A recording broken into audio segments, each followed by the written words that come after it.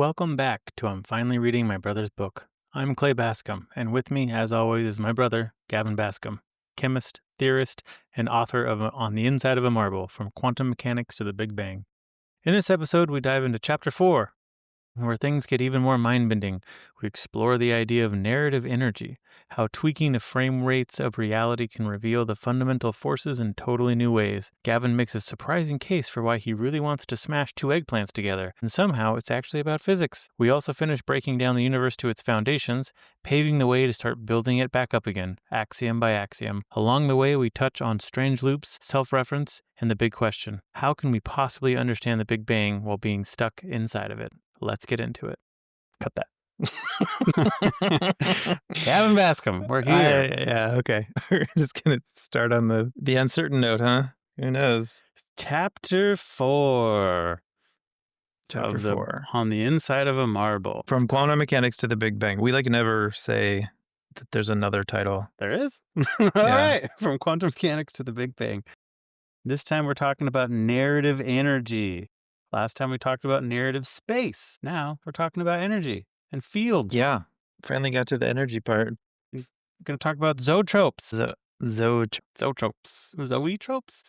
Zoetropes. Okay, yeah. So narrative energy. And I think in the spirit of giving like a little bit of a heads up to people what they're going to look for in the episode. This is actually not a very long chapter. 10 pages. There's only maybe 2 big concepts. 3. All right, what are the 3? Well, there's 3 like headings. Yeah. So I guess Okay, only 2. sure. You have Battle of the Frames, Ancient Forces, and Reality is a Field. Yeah, and The frames is probably my favorite part. It was interesting. So you talk about, basically how TVs work and frame rates and how you hate the smoothness of the new TVs. Isn't that a funny time capsule thing from 10 years ago? Mm-hmm. They got Still too hate them, smooth. Still hate that. Yeah, so there's this thought experiment about frame rates and cameras and stuff, which is really fun. We'll go through. Then we can lump another 2 sections into one, which is sort of, well, okay, let's say the second one is like how much more complicated it would be to be on the inside of an atom. We did the inside of a wave function thing. Yeah, that was... Now we're going to go inside of an atom that's like colliding, which is even more complicated. But we're inside of a eggplant at one point. That was fun. Yeah. And then to finalize it all, we finally stop and say, okay, enough craziness, enough like continuing to break down and like continuing to say what can't be true. And let's finally like make some axioms, like what is still existing after all this burning down.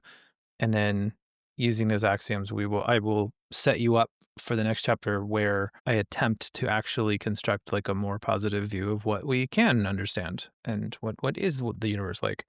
Sounds good. I'm excited to stop burning the universe down and to start building it back up one axiom at a time. So let's dive right into frame rates. I think more people are familiar with frame rates nowadays than they probably were 20 years ago.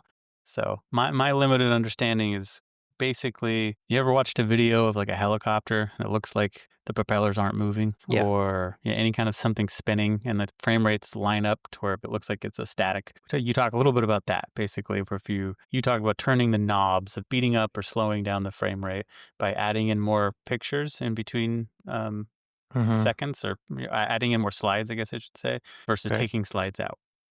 Yeah, changes. Or like if you're on the freeway and in the car, you look. This is what I remember as a kid, even looking at other tires on the freeway of other cars and seeing them like go backwards and being like totally perplexed as to what was happening.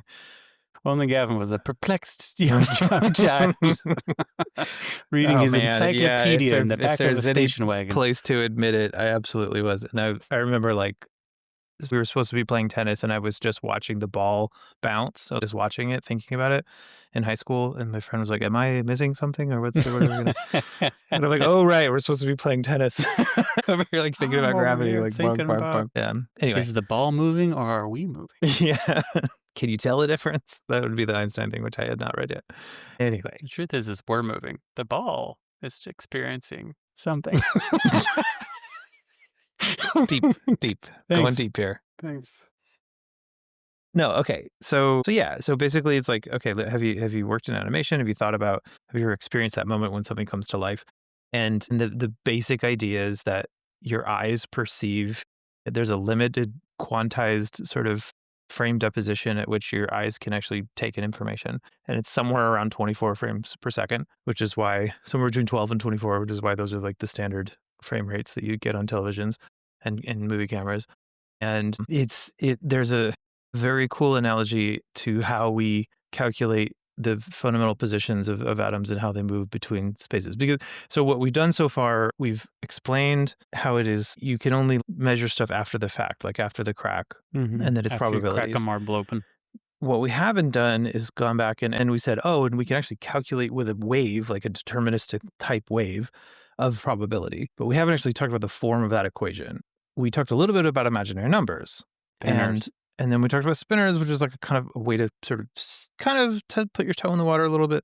But now we're going to go a little bit deeper and say that the wave equation, it's a very similar equation. The one that describes quantum mechanics, called the Schrodinger equation, is very similar to if you heat something up, like how heat moves in thermodynamic space. It's not that different. There's just like a wave that moves through a medium. However, the weirdest part about it is that there's an imaginary number in the exponent in Schrodinger's version and not in the deterministic versions. And what that means, and we'll just kind of give the precursor, and then we'll give the experiment. I'm doing it backwards. Means we are living in someone's imagination. It's not that at all. I don't want to give that impression. It is that when you put an imaginary number in an exponent of an equation like that, it phases in and out what's called an imaginary component and a real component. So it's a nice way of saying, well, we know that the wave equation does this weird thing where it sort of like disappears every so often and then reappears. So which isn't that weird if you go back to like the swimming pool thing, like waves like are there and then they're not there and then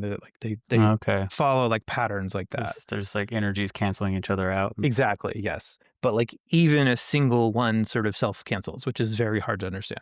So in order to make the equation behave properly, you put this imaginary number in the exponent and that like makes it phase in and out of existence. Not really, because the equation still describes the imaginary part, but we just have to understand that the imaginary part is not real, it doesn't exist.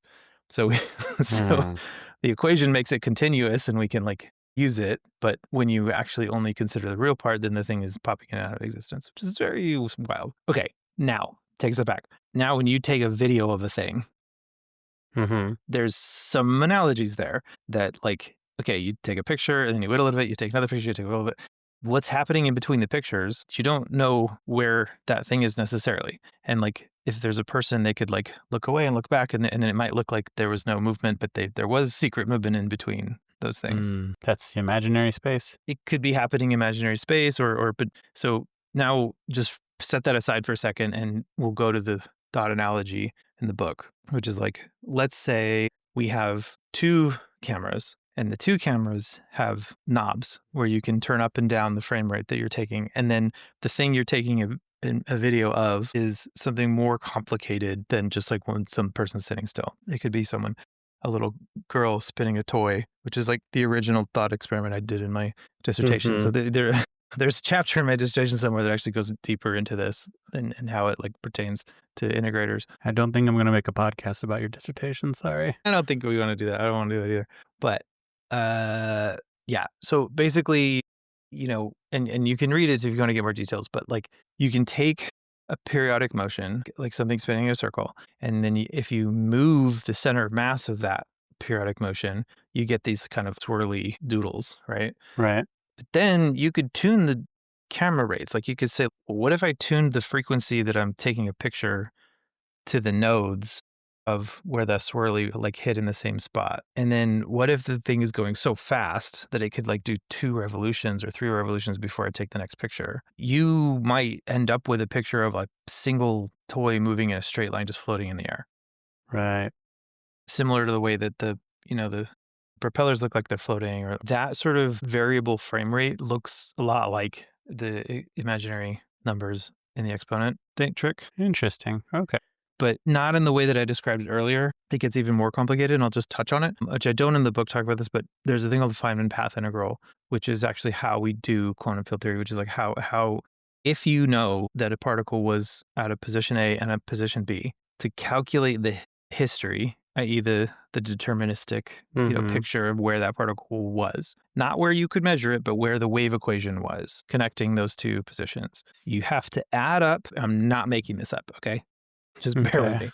You have to draw every single possible pathway in existence that that particle could have taken between point A and point B. Huh? And then you weight it. You weight each pathway with a probability that depends on an imaginary number in the exponent. Weird. So now it's the validity of the pathways that goes to zero at crazy pathways and converges to the classical pathway at like high amplitudes where the exponent, where the probability weights are all sort of adding constructively instead of like destructively adding. And that wildly complicated way to get back to like normal classical behavior is the best way we know how to describe how atoms move. What?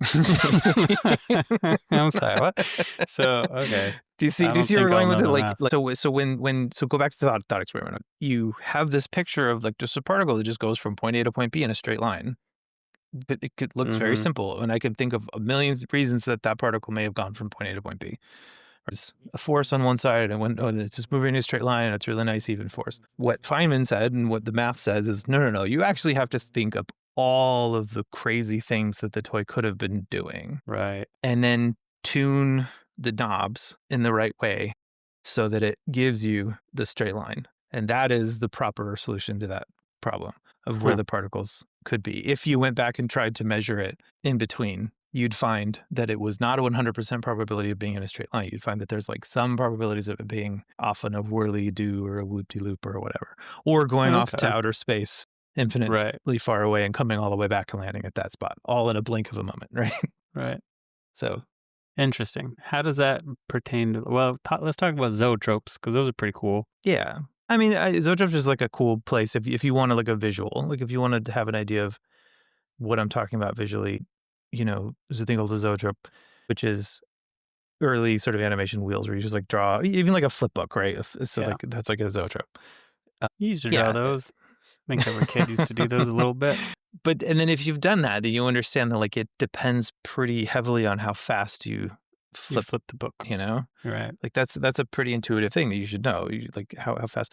So and then the third other thing I want to point out though is like what you're not getting in that picture with the zoetrope. What's cool about actual reality is that there is what we perceive of as the actual thing. So if I'm taking a picture of a person doing a thing, that person doing a thing has its intrinsic frequency, and that's important. Like that is there's A a person has intrinsic frequency. no. All I'm saying is that that person is moving at their own rate. It is completely Mm. independent of the frames, right? Right.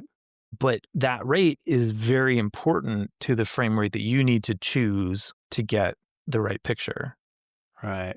Because if you turn your frame rate up faster, Makes it look like too you're going fast, then their going thing slow. will slow down. But if you go slower, then their thing will speed up or reverse or whatever, jerky depending if and it's get weird. periodic.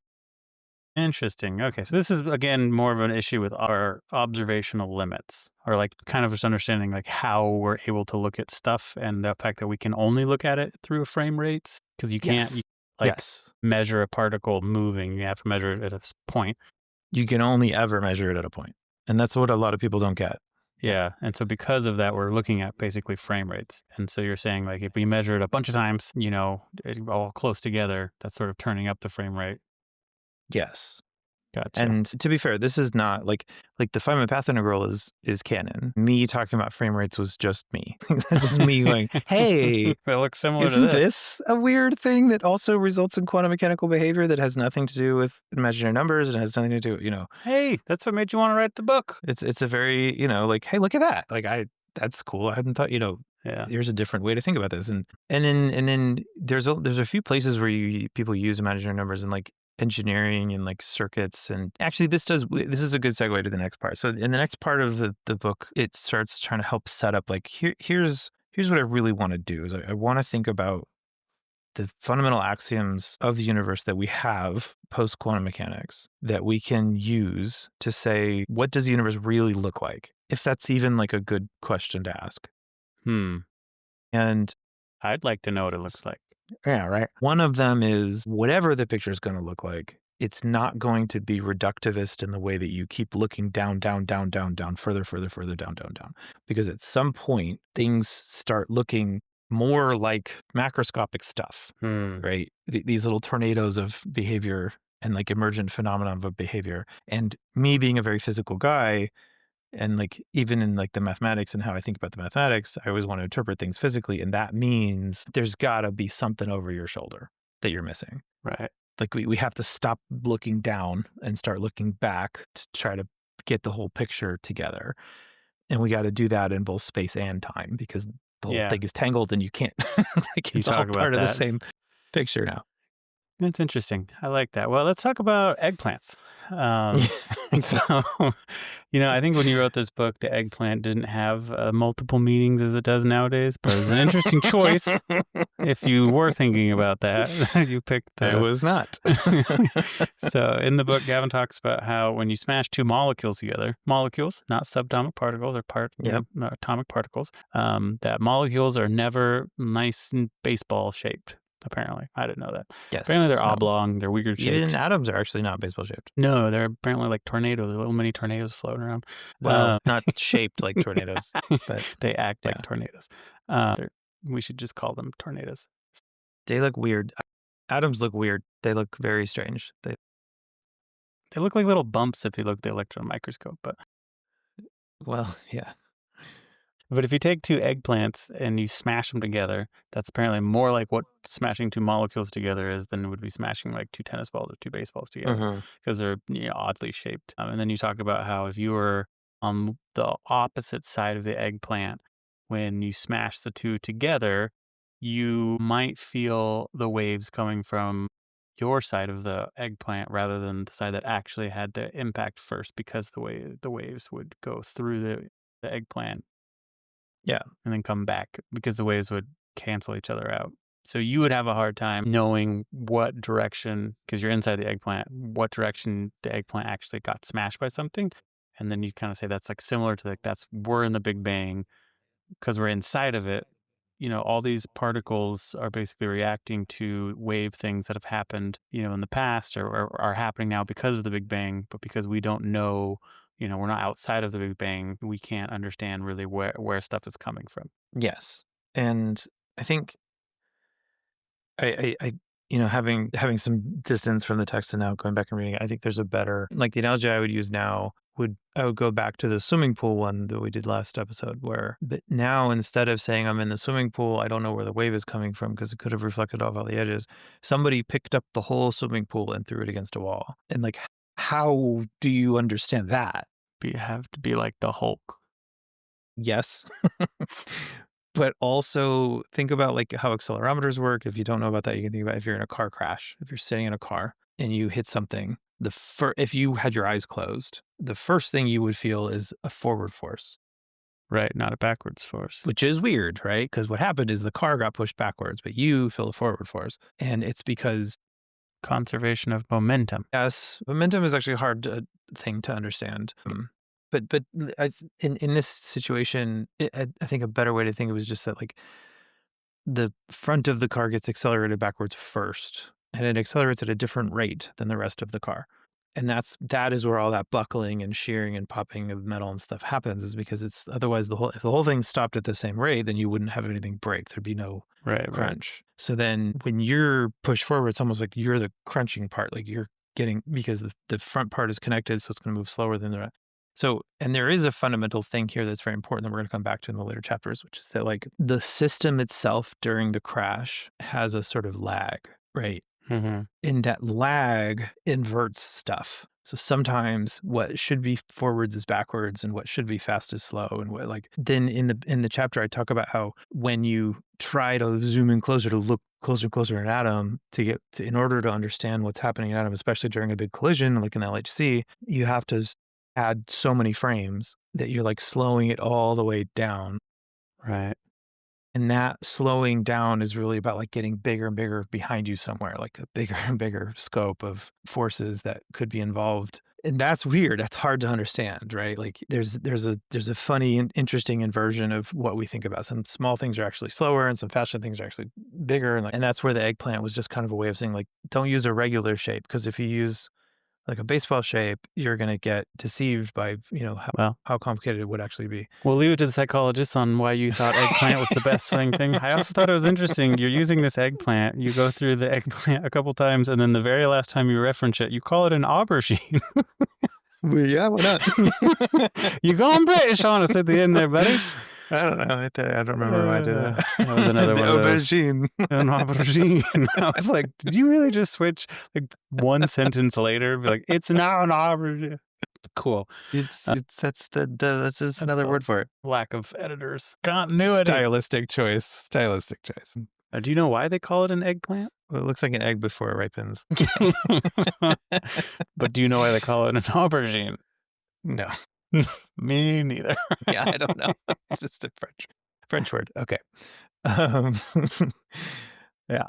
So yes. Okay. And then I was going to say, and then the other nice thing about the cameras is you can be like, when we're looking at a atom, what we're actually doing is like putting 10 cameras or 10 to the 23 cameras on top of each other, and each are taking slower and slower. Like that's the amount of like slowdown that you're doing when you smash an atom apart. And at that level of slowdown, maybe that's not the best way to represent reality anymore. Right. Like it's a too super tiny little slice of, and then we want to extrapolate all of everything about the universe and the history of everything based on those tiny little slices, which we can generalize certain behaviors, but to say that the fundamental forces are fundamental, that's what I question. And then in the end of the chapter, as I say, maybe they're not, maybe there's a way, because now we're going to write down these new postulates, and the postulates are just going to be, we cannot interact with things without looking over our shoulder. That does not exist. There's no way to actually measure things. Is someone following you?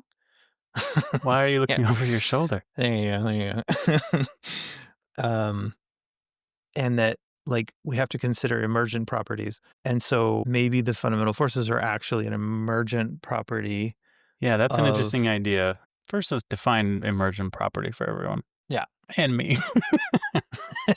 Yeah. So an emergent property is just a property of a system. It's like I saw an interview recently where somebody talked like the oomph of a car. Like it's not, that's also like an essence, but the oomph of a car. Yeah. Like you could say like a Ferrari has a lot of oomph and a Toyota Accord has a little bit of oomph. I always liked the emergent property of like an ant.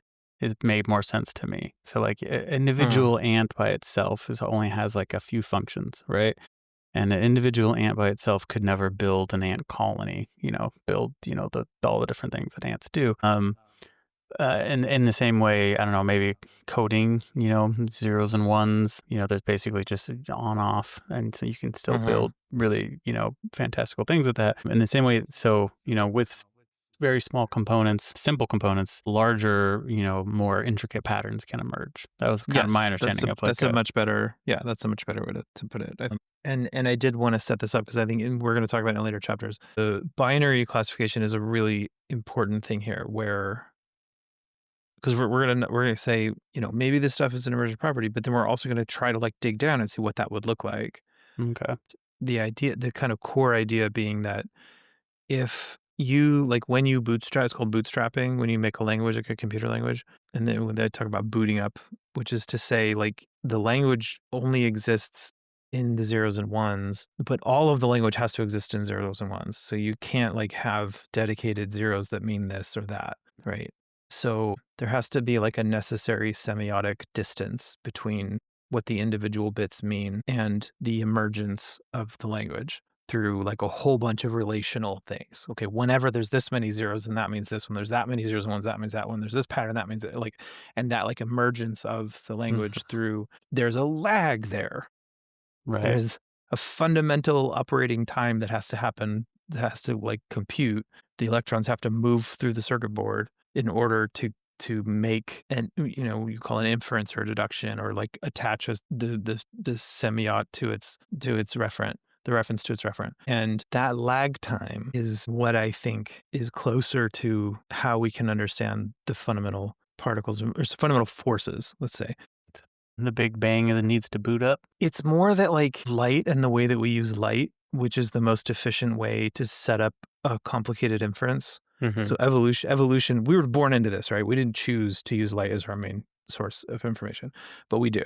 And it's like the eye has evolved 9 times independently or whatever, because it is the most efficient way for organisms to learn how to move around. And so it just happens to be in the sweet spot where the distance, it can do all sorts of stuff for us.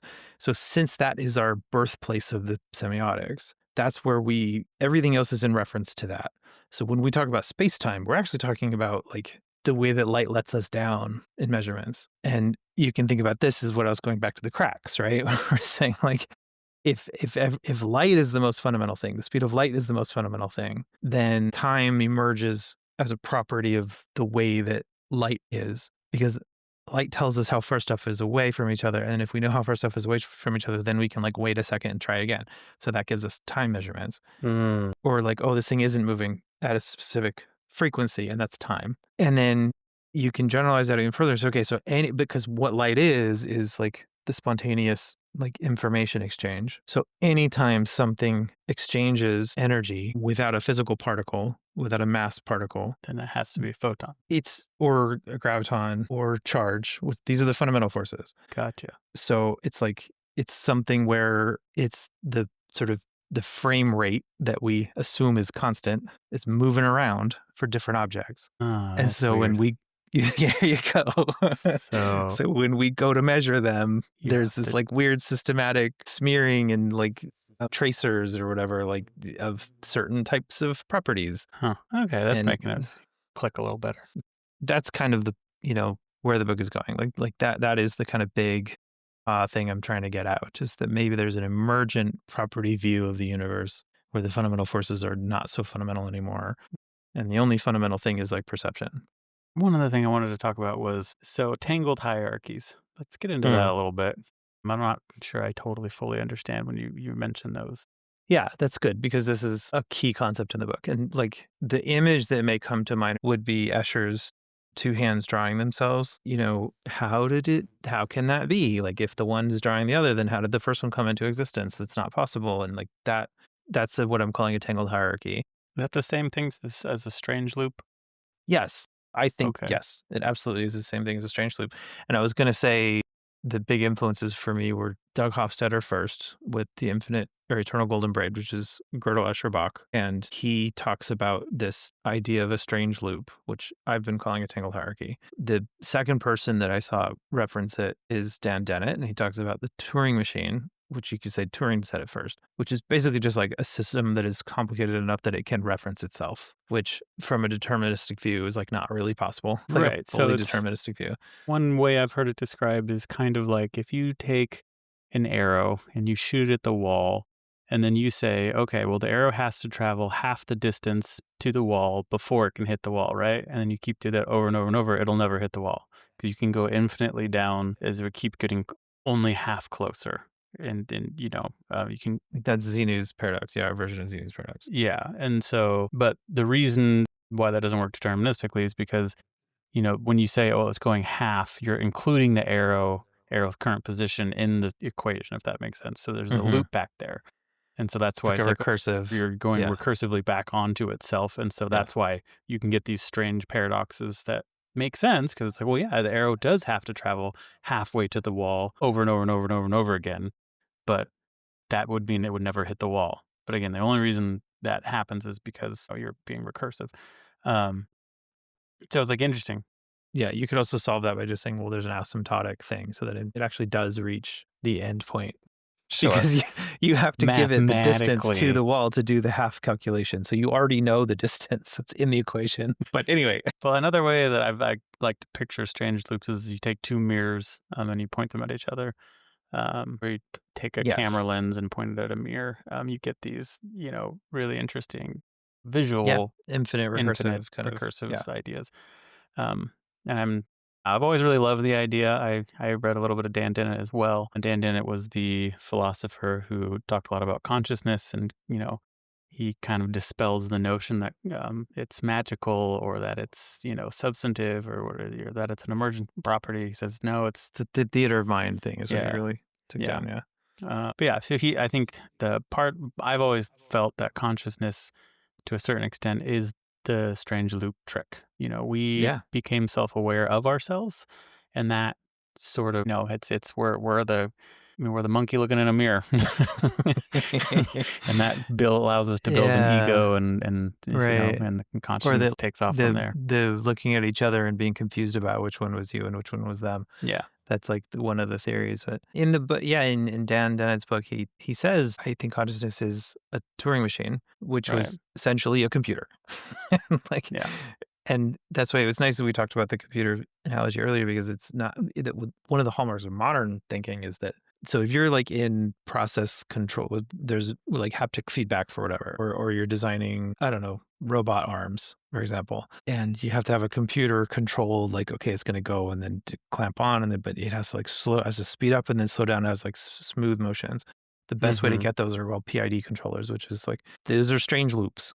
That's Yeah. like a thing that is aware of itself as it's going. And so then it like feed forwards, so it feeds slow down. So it's actually very super common all over. And biology has feed forward loops and has feedback loops. And the feed forward loops are really important in biology and biological regulation. And we would not have existed without them. But, and then in mathematics, they're like all over the place. They're Right. just like completely common. It's like a regular Tuesday to like have a recursive function. And we don't bat an eye, even though you're right, they can lead to strange infinities and paradoxes. But we know that in practice they don't. They just like converge onto a practical answer. Um, so why? So when you're talking about tangled hierarchies and the Big Bang, explain. Yeah, I don't understand. I've been thinking about this. I've been trying to think about how to explain this. And in the book I go, there's like two routes you could go to try to spell this out and connect it to the Big Bang. One is to try to define the Big Bang as a closed system or an open system, because tangled loops are like sort of closed systems that have like a limited set of inputs and outputs, like strange loops are anyway. And then like the pencils can be drawing each other in the Escher drawing, but that's it, right? So you can Right. have like one output and then it sort of tangles back in to itself, but you can have like specific output points in the system, but the whole thing makes a closed system. And so we'll talk about that in the next episode about how, how that closed system version. But I think a more interesting piece and way to think about it is more just like another way of describing a strange loop is something that is observed from the inside, Mm. right? There's a reason like wave functions are so hard to do when you're inside of them, is because you have to describe them all in terms of stuff that has happened to you within a limited time frame from a specific vantage point. And that is different than having like the sort of open system version where you can like see the whole thing in front of you and laid out from a bird's eye view. The difference between standing next to the pool or being inside the pool. Your Yes. paper's gonna And get wet. It's hard to do the calculations. Uh, yeah, the inside out view necessitates a strange loop, tangled hierarchical representation. Mm. Gotcha, And gotcha, gotcha. that is essentially what Kurt Gödel said, if you want to go back and read his papers. Or Wittgenstein, another one of my It's favorites. pronounced girdle, not Godel. Gödel, yeah, German with the umlaut. Which is, any system that is, and Wittgenstein said it really well too, any system that is complex enough to describe itself in entirety cannot be consistent and concurrent. Oh, yeah, that's what was that? The incompleteness theorem? And completeness theorem, yes, Incompleteness theorem. Yeah, I got it. all the way back to there. I totally get like a C in this class. And you you're doing Remembering better than that. stuff. You're doing better than that. I think inside of the system, to try to describe, to use, if you're inside the system, you have to use stuff in the system to describe the rest of the system. Right. That's the strange loop. That's cool. Yeah. And that's what the universe is. We have to use stuff in the universe to describe the universe. So when you say the fundamental, like all of the atoms are a product of the Big Bang, that makes no sense. Wait, say that one more time. When you say that the atoms are a product of the Big Bang, Right. to me that makes no sense, because atoms are something that we use to define the universe. Right. And so you're using parts of the universe to define the rest of the universe in a causally determined way.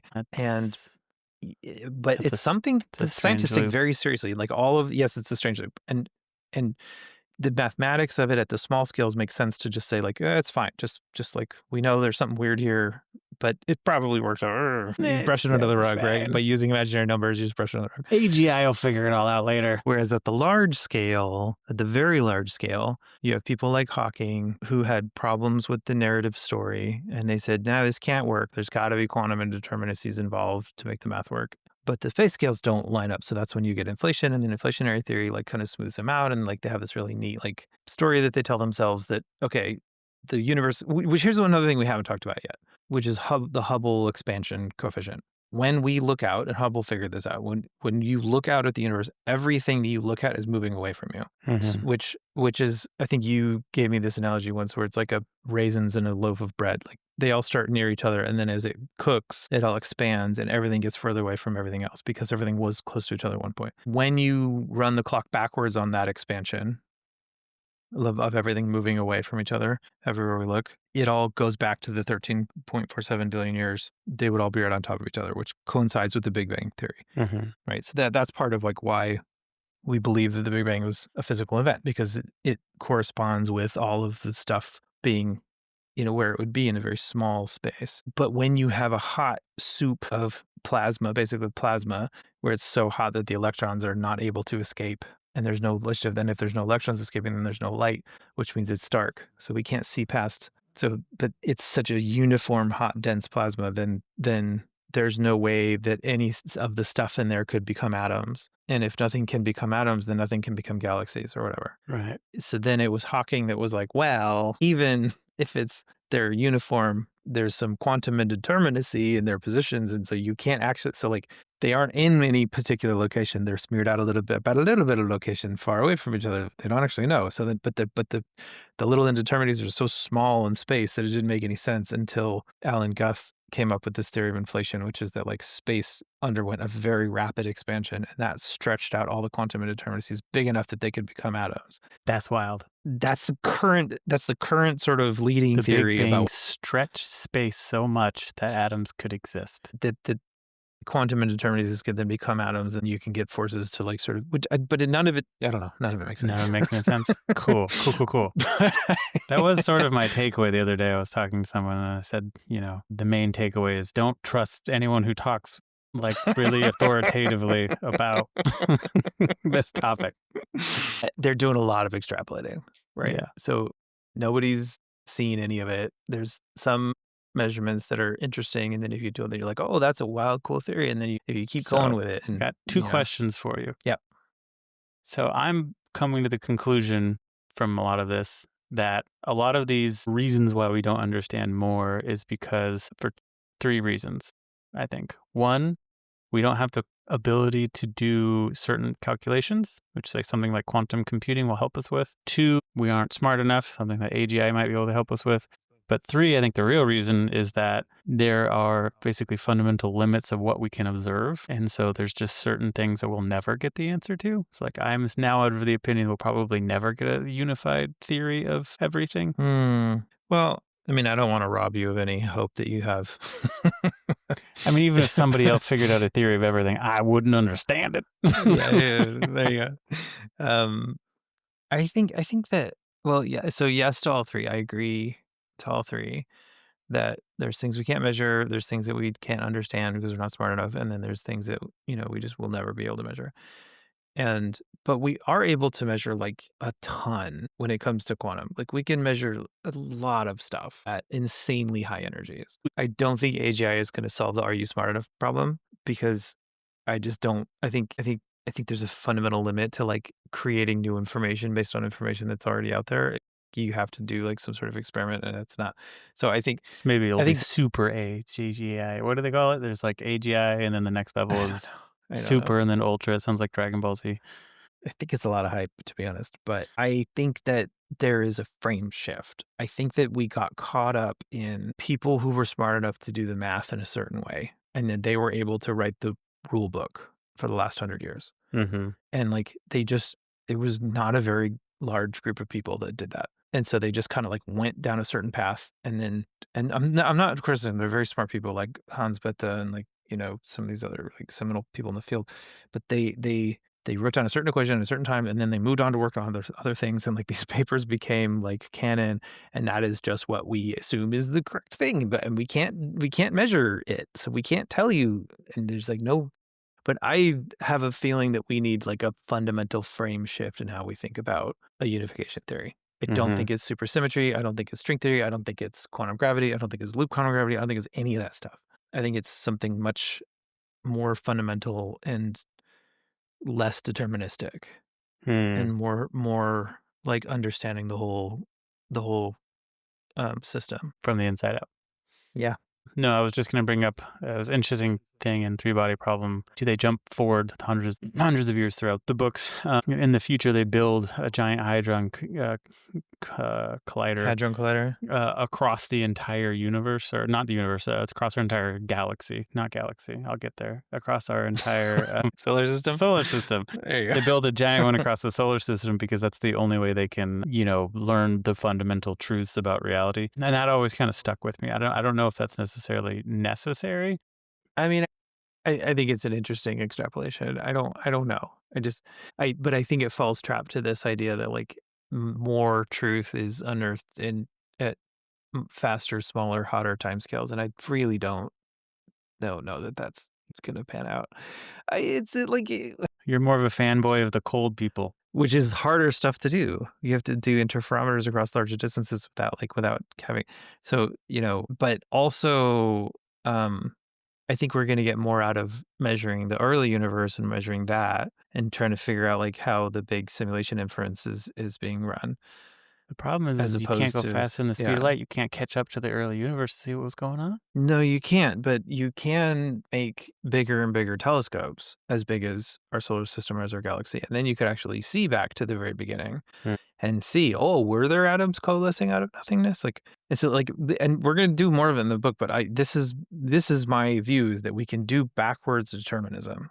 If Cool. Let's that's do what it. you can do, you can keep doing more and more and more measurements to get backwards determinism. That And never lets you predict the future.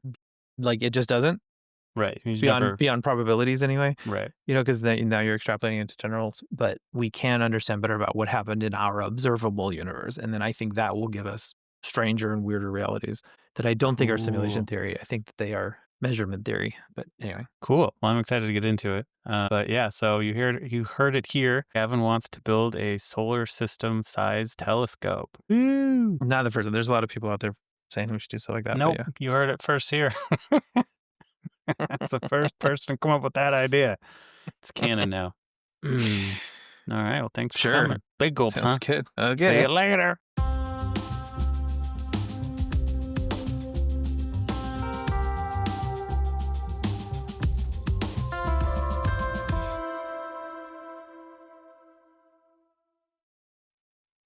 And that wraps episode 5 of I'm Finally Reading My Brother's Book. Today, we stretch the boundaries of reality with narrative energy, frame rates of the universe, and even Gavin's unforgettable eggplant experiment. We broke the cosmos all the way down to its foundations and set the stage for building it back up, piece by piece. Thanks so much for listening. If you enjoyed this episode, make sure to follow the show, leave us a rating, and share it with someone who loves big questions about the universe. Next time, we'll keep climbing upward from the foundations and tackle the next step in piecing the universe back together. Until then, keep your curiosity sharp, and we'll see you in the next episode.